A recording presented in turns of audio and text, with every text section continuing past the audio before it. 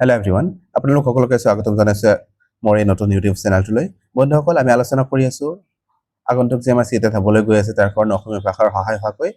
গুৰুত্বপূৰ্ণ previous ইয়াৰৰ question পেপাৰবোৰ। আৰু আজি আমি লৈছোঁ 2021 চনৰ জানুৱাৰী মাহত যি চিটেট হৈ গৈছিলে তাৰে পেপাৰটোৰ লেংগুৱেজ 1খন লৈছোঁ। চ' দেৰি নকৰি এতিয়া পোনে ভিডিঅ'টো ষ্টাৰ্ট কৰিছোঁ। আজিৰ ভিডিঅ'টোৰ প্ৰথম কুৱেশ্যনটোত দিয়া আছে কি চাব। আজিৰ ভিডিঅ'টোৰ প্ৰথম কুৱেশ্যনটো দিয়া আছে যে প্ৰত্যেক ভাষাৰে নিজৰ ব্যাকৰণ থাকে আৰু এই ব্যাকৰণ কি ক'ব লাগে। যে আমি নিশ্চয় জানো যে ভাষাৰ কি থাকে, প্ৰতিটো ভাষাৰে নিজৰ ব্যাকৰণ থাকে আৰু এই ব্যাকৰণবোৰ কেনেকুৱা ধৰণৰ হ'ব লাগে। অপশ্যন নম্বৰ 1ত কৈছে যে নিয়মৰ দ্বাৰা নিয়ন্ত্ৰিত হয়, 2ত কৈছে ৰাজ্যৰ দ্বাৰা নিয়ন্ত্ৰিত হয়, 3ত কৈছে কেন্দ্ৰৰ দ্বাৰা নিয়ন্ত্ৰিত হয় আৰু 4ত কৈছে লিপিৰ দ্বাৰা নিয়ন্ত্ৰিত হয়। আমি জানো যে প্ৰতিটো ভাষাৰ যদিও কি থাকে, ব্যাকৰণ থাকে, কিন্তু প্ৰতিটো ভাষাৰে লিপি থকাটো বাধ্যতামূলক নহয়, যে প্ৰতিটো ভাষাৰ লিপি নাথাকিব পাৰে। আমি কি কৰিব পাৰোঁ, মানে আন এটা লিপিটো কি কৰিব পাৰোঁ, নিজৰ যিটো ভাষা থাকে সেই ভাষা আন এটা লিপিটো প্ৰকাশ কৰিব পাৰোঁ। চ' এইটো মানে শুদ্ধ নহ'ব যে প্ৰতিটো মানে লিপিৰ দ্বাৰা নিয়ন্ত্ৰিত হয়, লিপিৰ দ্বাৰা কেতিয়াও মানে নিয়ন্ত্ৰিত নহয়। 2ত কৈছে কেন্দ্ৰৰ দ্বাৰা, কেন্দ্ৰ বা ৰাজ্যৰ দ্বাৰা কি নহয়, মানে এই ভাষাৰ ব্যাকৰণবোৰ নিয়ন্ত্ৰিত নহয়। ব্যাকৰণবোৰ নিয়ন্ত্ৰিত কিহৰে হ'ব লাগে, নিয়মৰ দ্বাৰা হ'ব লাগে। এখন ভাষাৰ যদি ব্যাকৰণ এখন ৰচনা কৰা হয়, সেই ব্যাকৰণৰ কি থাকিব, বিভিন্ন ধৰণৰ নিয়ম নীতি থাকিব আৰু সেই নিয়মৰ দ্বাৰা কি থাকিব, সেই ব্যাকৰণবোৰ মানে নিয়ন্ত্ৰিত হ'ব। চ' অপশ্যন নম্বৰ 1টো ইয়াৰ শুদ্ধ উত্তৰ হ'ব। এতিয়া নেক্সট কুৱেশ্যনটোলৈ, কুৱেশ্যন নম্বৰ 107। আৰু কুৱেশ্যনবোৰ কি কৰিছে, মই প্ৰিভিয়াছ ইয়াৰত যেনেকুৱা ধৰণৰ আহিছে ঠিক সেই হিচাপতে ৰাখিছোঁ কুৱেশ্যনবোৰ। কুৱেশ্যন নম্বৰ 616ৰ পৰা আৰম্ভ হৈছিল, 106ৰ পৰা। চ' সেইকাৰণে তেনেকৈ ৰখা হৈছে। চ' ইয়াত এতিয়া নেক্সট কুৱেশ্যনটোলৈ, কুৱেশ্যন নম্বৰ 107। 107ত কি কৈছে, ত্ৰিভাষা সূত্ৰৰ অনুসৰি তৃতীয় ভাষা। আমাক কৈছে যে তৃতীয় ভাষা থ্ৰী লেংগুৱেজ ফৰ্মুলা যিটো আছে, NEP 2020 কি কৰিছিলে, থ্ৰী লেংগুৱেজ ফৰ্মুলাটো আনিছে। আৰু এই থ্ৰী লেংগুৱেজ ফৰ্মুলা অনুসৰি আমি কি থাকিব লাগে, মানে প্ৰথম ভাষাত আমাৰ কি হ'ব লাগে, মাদাৰ টাং হ'ব লাগে। আমাৰ প্ৰথম ভাষাটো মাতৃভাষা হ'ব লাগে। আৰু যিটো আমাৰ ছেকেণ্ড লেংগুৱেজ থাকিব, স্কুললৈ যোৱাৰ পিছত আমি কি কৰিম, ছেকেণ্ড লেংগুৱেজটো আহৰণ কৰিম। সেইটো কি হয়, আমাৰ অসমত যদি আমি চাব যাওঁ, ইংলিছটো হৈছে আমাৰ কি, ছেকেণ্ড লেংগুৱেজ। আৰু এটা থাকিব কি, থাৰ্ড লেংগুৱেজ। থাৰ্ড লেংগুৱেজটো আমি কি কৰিব পাৰোঁ, এই 22টা যে ভাষা আছে আমাৰ অষ্টম অনুসূচী, তাৰ ভিতৰত যিকোনো এটা ভাষা কি কৰিব ল'ব পাৰোঁ। যদি ইংলিছ লৈছোঁ ফাৰ্ষ্ট লেংগুৱেজখন, ছেকেণ্ড লেংগুৱেজখন, আমাৰ হিন্দী ল'ব পাৰোঁ বা বেংগলী ল'ব পাৰোঁ বা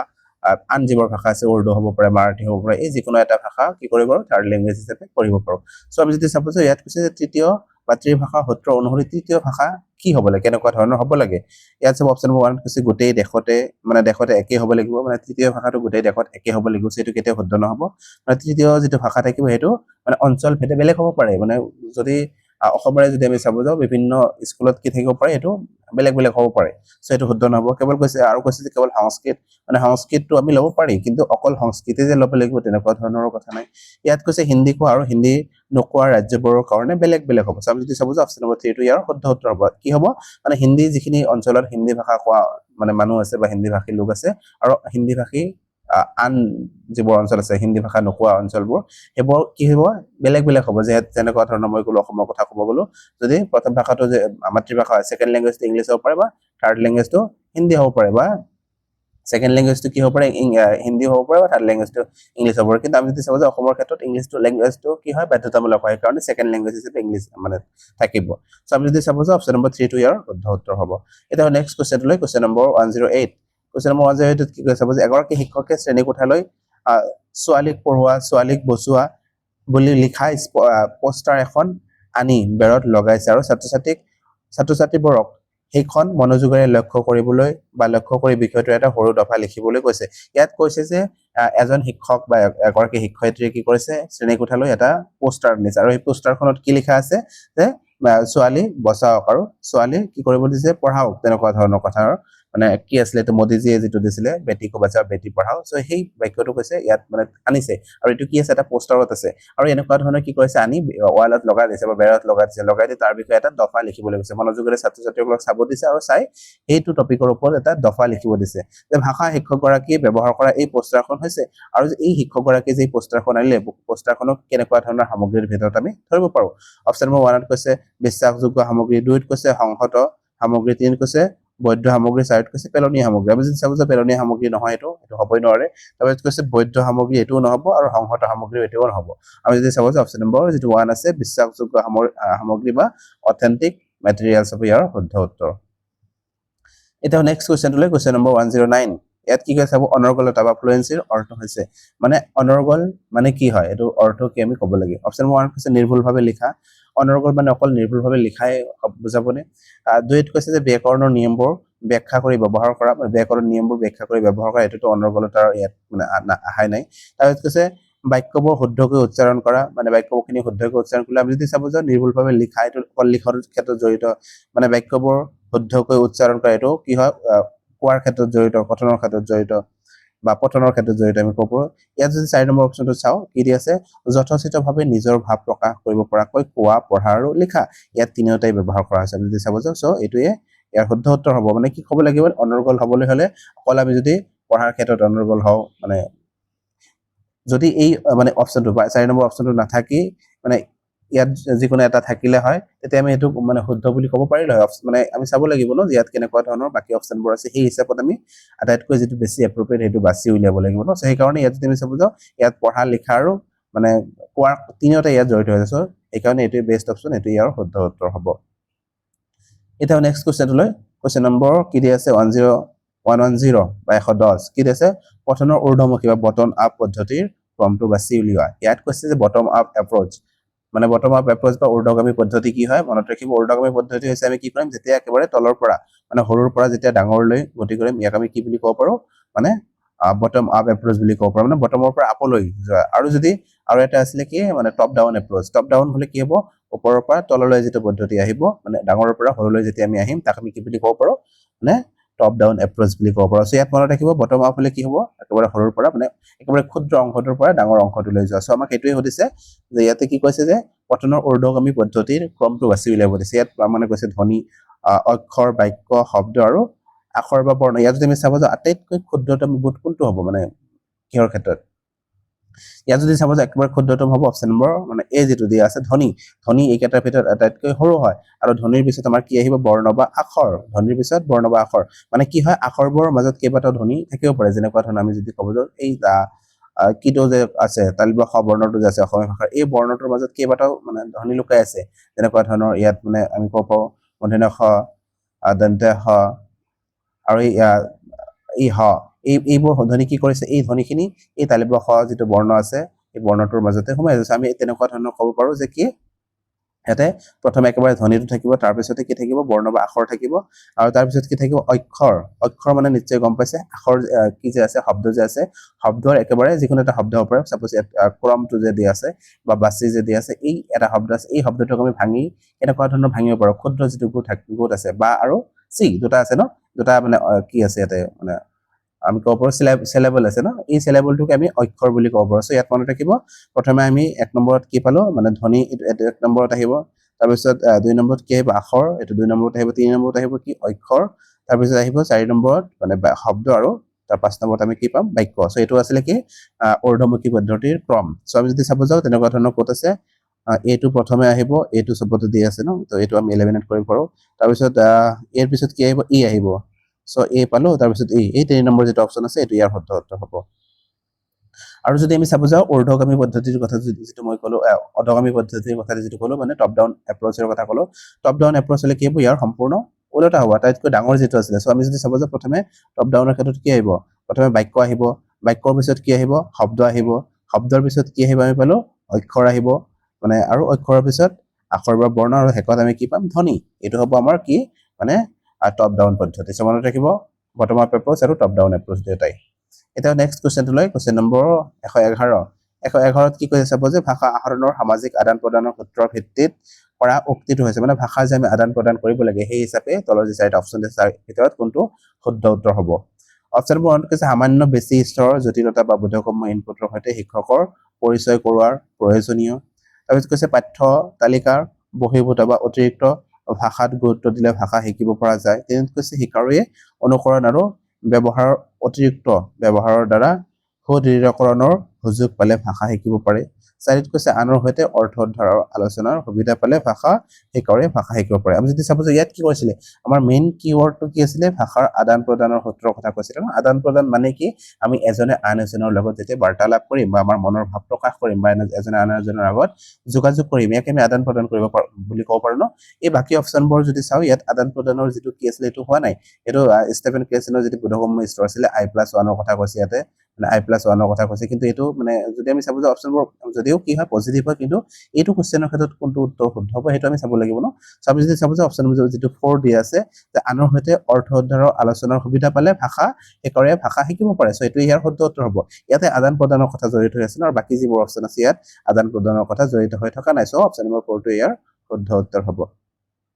এতিয়া নেক্সট কোৱেশ্চনটো লৈ 112 কি হৈ চাব যে এক উপদক্ষতা হিচাপে অনুমান বা প্ৰেডিকচন তলত দিয়া কোনটোৰ সৈতে জড়িত আমি অনুমান যেটো আছে আমি অনুমান কৰা এই অনুমান কৰাটো যে চাৰিটা অপচন আছে তাৰ ভিতৰত কোনটোৰ ক্ষেত্ৰত জড়িত হ'ব অপচন নম্বৰ 1 হৈছে খচৰা প্ৰস্তুত কৰা কিহৰ লগত জড়িত হয় এটো ৰাইটিংৰ লগত জড়িত হয় ন খচৰা যেতিয়া প্ৰস্তুত কৰিম আমি এটো কি কৰিব নোৱাৰিম অনুমান তাত লগাব পাৰিম জানো নিশ্চয় নোৱাৰিম তাৰ কাৰণটি খচৰা যেতিয়া প্ৰস্তুত কৰিছো এইখিনি আমি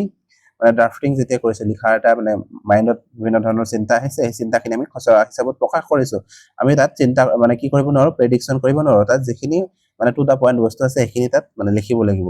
তাৰপিছত কৈছে হাৰাংশীকৰণত আমি কি কৰিব নোৱাৰিম প্ৰেডিকচন লগাব নোৱাৰিম তাত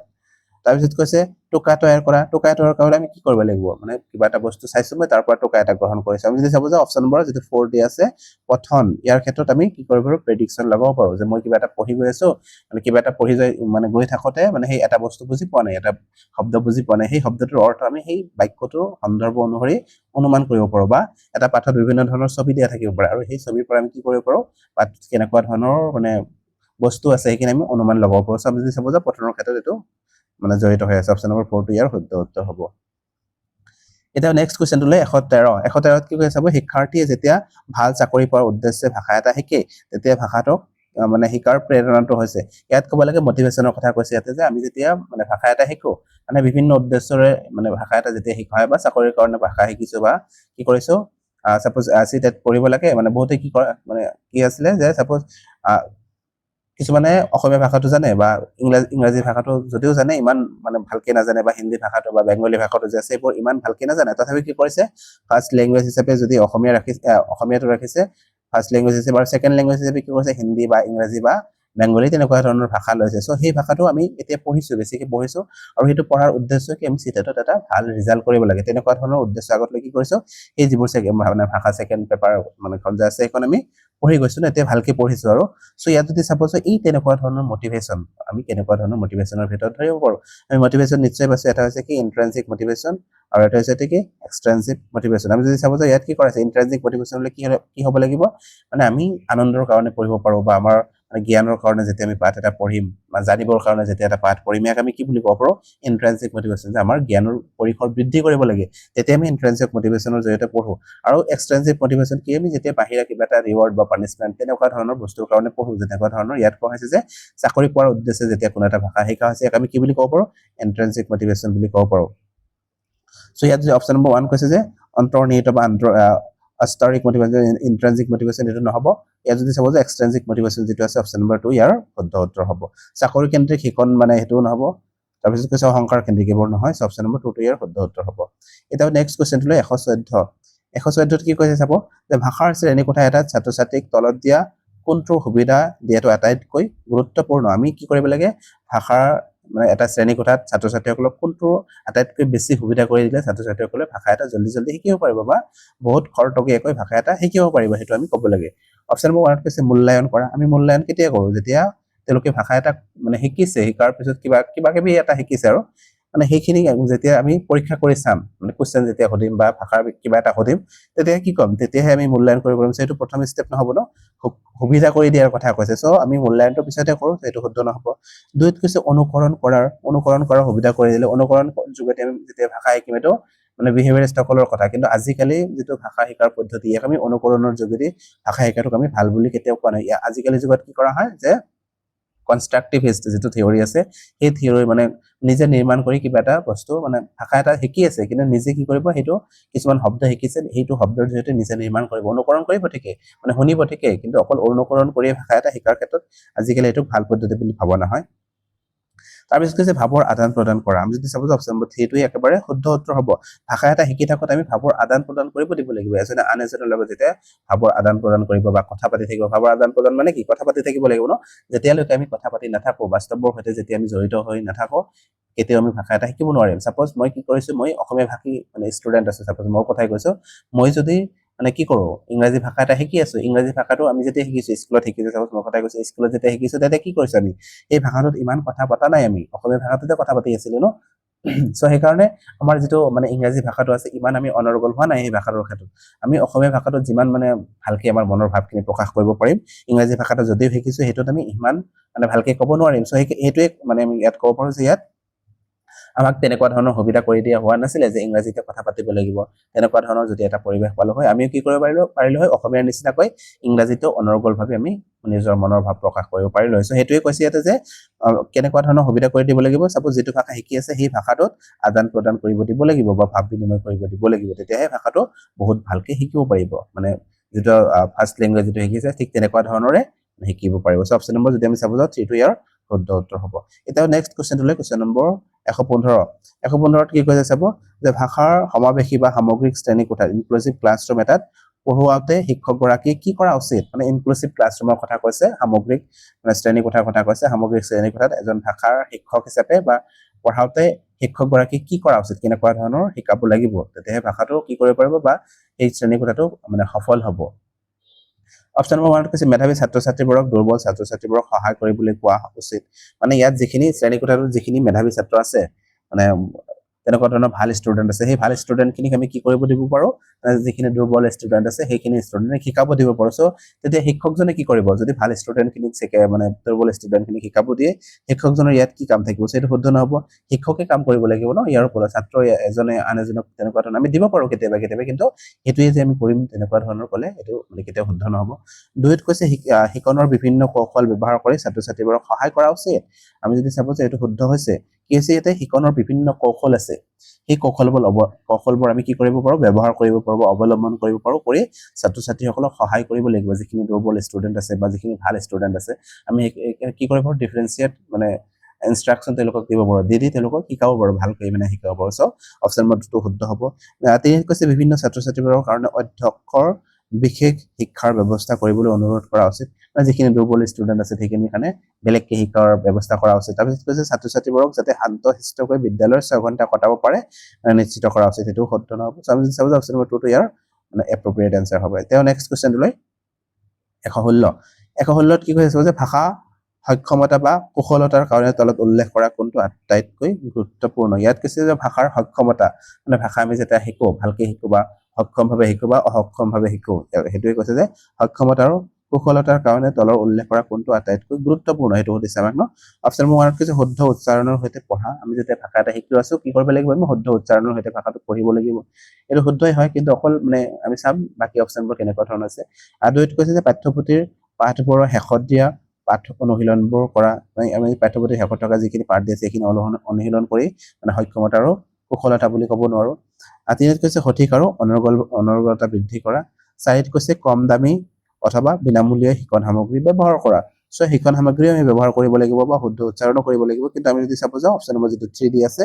এইটোতে কি আছে, এই মানে অপশ্যন নম্বৰ 1 আৰু 4 টো যেন সোমাই আছে। কাৰণটো কি, সঠিকতা আৰু অনৰ্গলতা। সঠিকতা কেতিয়া আহিব, যেতিয়া আমি ভালকে মানে বস্তুখিনি শিকাই যাম বা বিভিন্ন ধৰণৰ সামগ্ৰীৰ জৰিয়তে এটা ভাষা যেতিয়া শিকাম, সেইটো সঠিকতা আহিব ন তেতিয়া। আৰু অনৰ্গলতাও কি হ'ব, শুদ্ধ উচ্চাৰণ বা ভালকে কোৱাৰ যিটো ক্ষমতা সেইটো বৃদ্ধি পাব। চ' অপশ্যন নম্বৰ 3 টো ইয়াৰ শুদ্ধ উত্তৰ হ'ব। এতিয়া নেক্সট কুৱেশ্যনটোলৈ, কুৱেশ্যন নম্বৰ 117। ইয়াত কি কৈছে, এজন সফল ভাষাৰ শিক্ষকে, ইয়াত কৈছে যে ভাষাৰ এজন শিক্ষক হিচাপে কোনটো কাম কৰিলে ভাল হ'ব। অপশ্যন নম্বৰ 1 কৈছে শিক্ষকৰ কথন সময় বৃদ্ধি কৰা।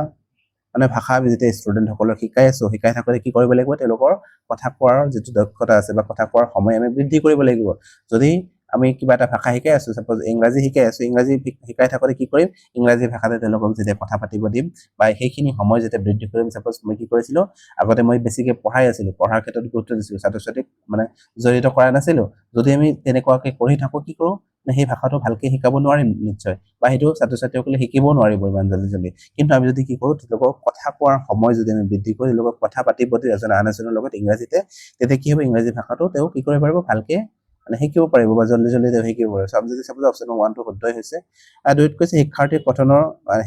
সো ইয়াত সৰি ইয়াত শিক্ষকৰ কথা কৈছে ন সো শিক্ষকৰ কথা নহব ইয়াত শিক্ষাৰ্থীৰ কথাহে আহিব অপচন নম্বৰ 2 টো শুদ্ধ উত্তৰ হ'ব যে শিক্ষাৰ্থীৰ পঠন সময় বৃদ্ধি কৰিব লাগিব শিক্ষকৰ পঠন সময় বৃদ্ধি কৰিলে হেতু কি হ'ব মানে শিক্ষক কেন্দ্ৰিক হৈ যাব ন তেনেকুৱা নহয় মানে ছাত্ৰ কেন্দ্ৰিক হ'ব লাগিব মানে শিক্ষাৰ্থী যিখিনি আছে শিক্ষাৰ্থীৰ পঠন সময় বৃদ্ধি কৰিব লাগিব এতিয়া নেক্সট কোৱেশ্চনটো লৈ কোৱেশ্চন নম্বৰ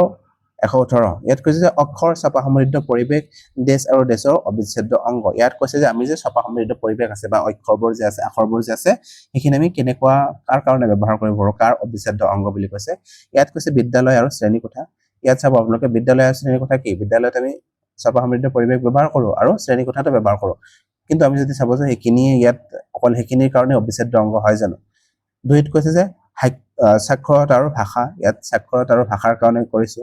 3 নম্বৰত কৈছে পঠন আৰু নিজস্বতা 4 নম্বৰত কৈছে নিজস্ব আৰু সমপৰ্যায় বা সহপাঠীৰ কাৰণে সো ইয়াত যদি আমি চাব যাও মেইনলি ছপা সমৃদ্ধ পৰিৱেশ কাৰ কাৰণে ব্যৱহাৰ কৰা হয় অপচন নম্বৰ যেটো 3 দি আছে পঠন আমি পঠনৰ কাৰণে হেব মানে ছপা সমৃদ্ধ পৰিৱেশ আনো ন আমি কিতাপ এখন ৰচনা কৰিছো বা লিখিছো হিকেম যদি আমি নপঢ়ো বা অকল যদি বিদ্যালয় বা শ্ৰেণীকোঠাৰ কাৰণে ৰাখি দিও শ্ৰেণীকোঠাই জানো সেইখিনি পঢ়িব নপঢ়ে ন কেতিয়াও সো সেইখিনি আমি নিজে পঢ়িব লাগিব বা ষ্টুডেন্ট খিনি পঢ়িব লাগিব আৰু তেওঁলোকে নিজস্বভাৱে পঢ়িব পাৰে ইয়াত চাব মানে এনেকে সেটাত কেতিয়াবা ভুলো মানে তেনেকুৱা ধৰণৰ টাইপিং মিস্টেক হৈছে তেওঁলোকৰ ইয়াত চাব হেতুৱে দিছে মানে নিজস্ব বুলি অপচনটো দিছে সো আমি যদি চাব যে অপচন নম্বৰ 2 টো ইয়াৰ মানে শুদ্ধ উত্তৰ হ'ব এতিয়া নেক্সট কোৱেশ্চনটো 119 ইয়াত কৈছে যে সমল হিচাপে বহুভাষিকতাৰ অৰ্থ হৈছে আমি সমল হিচাপে বহুভাষিকতা ব্যৱহাৰ কৰিব লাগে ন শ্ৰেণীকোঠাত যে চাব ক্লাছ যেতিয়া তেওঁলোকে ক্লাছ 1 ত গৈছে ছাত্ৰ-ছাত্ৰীসকল তেওঁলোকৰ বিভিন্ন ধৰণৰ পৃষ্ঠভূমিৰ পৰা কি কৰিছে ক্লাছ ৰুমলৈ গৈছে বা তেওঁলোকৰ ভাষাৰ মাতৃভাষাটো বিভিন্ন ধৰণৰ হ'ব পাৰে যদি আমাৰ মাতৃভাষাটো কি হয় মানে অফিচিয়েল ল্যাঙ্গুৱেজটো অসমীয়া হয় তথাপিও আমাৰ কি হয় ভাষাৰ বৈচিত্ৰতা বহুত আছে আমাৰ অসমত সো তেওঁলোকে বিভিন্ন ধৰণৰ ভাষা লৈ নিজৰ যেটো মানে ঘৰত যেটো ভাষা ব্যৱহাৰ কৰে হেতু লৈ স্কুললৈ যায় ন আৰু আমি সমল হিচাপে সেই ভাষাখিনি ল'ব লাগে বুজা হিচাপে ল'ব নালাগে সো আমি হেতুৱে কৈছে যে সমল হিচাপে যি বহুভাষিকতা আছে ইয়াকে আমি সমল হিচাপে বহুভাষিকতা ক'ব পাৰো ন আৰু সেই সমল হিচাপে বহুভাষিকতাৰ অৰ্থটো কি ক'ব লাগে অপচন নম্বৰ 1 ত কৈছে কেইবাটাও ভাষা শিকা ইয়াত কেইবাটাও ভাষা শিকোৱা হৈছে তাৰপিছত কৈছে হেখৰ ভাষাটোত প্ৰতিটো শব্দৰ সমাৰ্থকসূচক শব্দ শিকোৱা প্ৰতিটো ভাষাৰে সমাৰ্থকসূচক শব্দ শিকালে জানো সমল হিচাপে বহুভাষিকতা হ'ব তাৰপিছত তিনিত কৈছে পাঠ্য তালিকা অতিক্ৰমী ভাষা শিকোৱা পাঠ্য তালিকা অতিক্ৰম কৰি আমি ভাষা শিকোৱা তিনিত কৈছে শিকাৰক ভাষাবোৰ কৌশল হিচাপে ব্যৱহাৰ কৰা আমি যদি চাব যাও মানে বহুকেইটা ভাষা শিকোৱা এটো মানে কিছু পৰিমাণে হয় যদি ইয়াত যদি চাব যাও এই 4 নম্বৰ অপচনটো আটাইতকৈ বেষ্ট হয় তাৰ কাৰণটো কি মানে কৌশল হিচাপে আমি সেই ভাষাবোৰ ব্যৱহাৰ কৰিব পাৰি আমি ছাত্ৰ-ছাত্ৰীক শিকোৱাৰ কাৰণে কৌশল হিচাপে ব্যৱহাৰ কৰিব পাৰো তাৰ কাৰণ কৌশল এনেকুৱা ধৰণৰ ক'ব পাৰি যে মানে ক্লাছ 1 ৰ ছাত্ৰ-ছাত্ৰীসকল ইমান মানে তেওঁলোকৰ আন এটা ভাষা যেতিয়া শিক্ষা দিয়া হ'ব সেইখিনি তেওঁলোকে ভালকে বুজি নাপাব সো যেতিয়া আমি তেওঁলোকৰ নিজৰ যেটো ভাষা আছে মানে বিভিন্ন ছাত্ৰ-ছাত্ৰী আছে ন তেওঁলোকৰ যেতিয়া নিজৰ ভাষাটো আমি কিছুমান শব্দ কৈ দিম তেওঁলোকে উৎসাহ পাব ছাৰে মোক কি কৰিছে নিজৰ মোৰ ভাষাটো ব্যৱহাৰ কৰিছে তেওঁলোকে শিকাৰ কাৰণে উৎসাহী হৈ উঠিব তেতিয়া সো সেইকাৰণে কৈছে মানে সমল হিচাপে যেতিয়া কৌশল হিচাপে হেতু মানে ব্যৱহাৰ কৰিম ইয়াক আমি সমল হিচাপে বহুভাষিকতা ক'ব পাৰো অপচন নম্বৰ 4 টো ইয়াৰ শুদ্ধ উত্তৰ হ'ব এতিয়া নেক্সট কোৱেশ্চনটো 120 ত কি হৈ চাব যে অংকিতা নামৰ দৃষ্টি প্ৰতিবন্ধী ছাত্ৰ এজন তোমাৰ শ্ৰেণীকোঠাত আছে ইয়াত কৈছে যে এগৰাকী মানে ছাত্ৰী আছে মানে অংকিতা নামৰ ছাত্ৰী আছে তেওঁ দৃষ্টিবাধিতা তেওঁ চকুৰে ভালকে নেদেখে এগৰাকী ভাষাৰ শিক্ষক হিচাপে তুমি কি কৰিবা মানে ভাষাৰ শিক্ষক হিচাপে মানে আপোনালোকে কি কৰিব এতিয়া আপোনালোকে নিজে ক'ব ইয়াতে টিচাৰ হ'বলৈ গৈ আছে ন সবে সিটেট পাস কৰাৰ পিছত মানে এপ্লাই কৰিব চাকৰিৰ কাৰণে টিচাৰ হ'ব সো ভাষাৰ শিক্ষক হিচাপে আমি কি কৰিব লাগিব এই ক্ষেত্ৰত অপচন নম্বৰ 1 কৈছে বিভিন্ন ধৰণৰ কৰ্মতালিকা ৱৰ্কশীট অনুশীলনৰ কাৰণে দিয়াত গুৰুত্ব দিবা মানে আমি কি কৰিব পাৰো তেতিয়া তেওঁলোকক ৱৰ্কশীট দিম কাম কৰিবলৈ দিম তেওঁলোকে মানে এই ছাত্ৰগৰাকীয়ে চকুৰে ভালকে নেদেখে তেওঁক যদি ৱৰ্কশীট দি কাম কৰিব দি তেওঁ দেখিব পাৰিব ভালকৈ বস্তুখিনি দুইত কৈছে তোমাৰ শিক্ষণত কেইবাটাও প্ৰকাৰৰ দৃশ্যমান পৰিবেশন ব্যৱহাৰ কৰিবা ইয়াত দৃশ্যমানৰ কথা কৈছে দৃশ্যমান ক'লেতো সেইটো নহ'ব ন তেওঁ দৃষ্টিবাধিতা আমি যদি দেখাৰ কাৰণে দিও সেইটো শুদ্ধ নহ'ব তিনিত কৈছে বিভিন্ন ধৰণৰ অঙ্গিভংগিটো কি কৰিব লাগিব তেওঁ দেখিব পাব লাগিব ন তেওঁ যেতিয়া দেখা পাব তেতিয়াহে অঙ্গিভংগিৰ ক্ষেত্ৰত মানে কামত দিব সো আমি যদি চাব যাও 1 2 আৰু 3 তিনিটাতে কি কৰিছে দেখাৰ লগত জড়িত মানে বস্তুখিনি আছে সো এইখিনি হনা হ'ব 4 নম্বৰত কি হৈছে যে কণ্ঠস্বৰ উঠানমা বা চাচাঘাত বিৰাম আদি প্ৰয়োগ কৰি স্পষ্টকৈ কথা ক'ব আৰু শিক্ষণ সামগ্ৰীবোৰ স্পৰ্শ কৰি অনুভৱ কৰিবলৈ দিব ইয়াত যদি চাব যে এটো শুদ্ধ হ'ব ইয়াত যদি চাও মানে যিখিনি দৃষ্টিবাধিতা ছাত্ৰ-ছাত্ৰী থাকে সেইখিনিৰ কাৰণে আমি কি কৰিব লাগে যে লুইস ব্ৰেলে ব্ৰেল লিপি মানে ব্ৰেল লিপি কি কৰিছিলে তেওঁ মানে আৱিষ্কাৰ কৰিছিল আৰু সেই ব্ৰেইল লিপিৰ জৰিয়তে আমি তেওঁলোকক কি কৰিব পাৰোঁ মানে স্পৰ্শ কৰি অনুভৱ কৰিব দিব পাৰোঁ কেনেকুৱা ধৰণৰ আখৰ আছে সেইখিনি তেওঁলোকক আমি স্পৰ্শ কৰি অনুভৱ কৰিব দিব পাৰোঁ আৰু আমাৰ যিখিনি কণ্ঠস্বৰ আছে শিক্ষক হিচাপে সেইখিনি স্পষ্ট মানে কৰি আমি ক'ব লাগিব তেওঁলোকক মানে তেওঁলোকে দেখা নাপায় ন চ' সেইকাৰণে স্পষ্ট কৰি ক'ব লাগিব সেইখিনি শুনি শুনিয়ে তেওঁলোকে ভাষাটো শিকিব ন চ' উঠা নমা স্বৰ বা চাচাঘাত যিখিনি আছে উঠা নমা কৰি বিৰাম চিহ্ন আদিৰ ব্যৱহাৰ সঠিক প্ৰয়োগ কৰিব লাগিব আৰু তেওঁলোকৰ স্পৰ্শ কৰি ভাষা এটা মানে শিকাব লাগিব চ' অপশ্যন নম্বৰ 4 টো ইয়াৰ শুদ্ধ উত্তৰ হ'ব চ' আজিৰ ভিডিঅ'টোত এইখিনি আলোচনা কৰিলোঁ যদি ভিডিঅ'টো ভাল পায় লাইক আৰু শ্বেয়াৰ কৰিব আৰু এতিয়া যদি আমাৰ চেনেলটো ছাবস্ক্ৰাইব কৰা নাই ছাবস্ক্ৰাইব কৰি কাষত থকা বেল আইকনটো দবাই ৰাখিব ভিডিঅ'টো শেষলৈ চোৱাৰ বাবে ধন্যবাদ